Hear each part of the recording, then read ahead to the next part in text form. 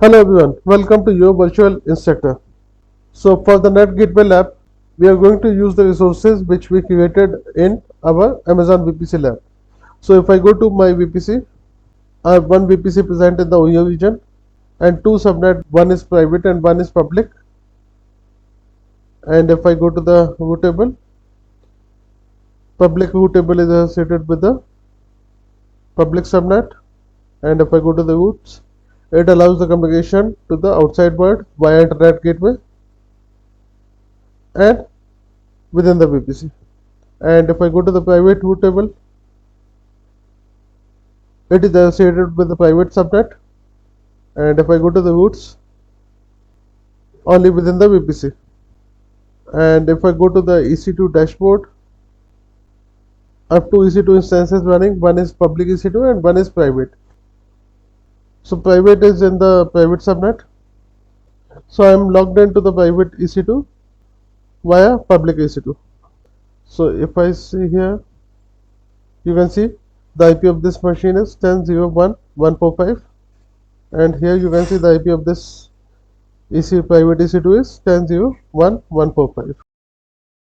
So if I do ping google.com, I won't be getting any response, and even if I try to do curl command for this, I won't get any response because there is no connectivity from the private EC2. Now go to our VPC dashboard. Go to the NAT Gateway from the left hand side menu under Virtual Private Cloud. Hit on the Create NAT Gateway. Let's choose the public subnet. Connectivity type will be public.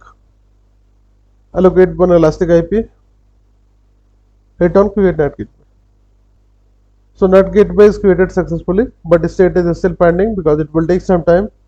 In the meantime, if I go to my root tables, and if I go to the private root tables, and if I go to the roots, let's edit the root and add a root to the outside word, and this should go by our NAT gateway.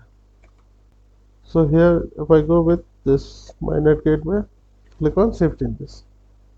Our NAT gateway is available.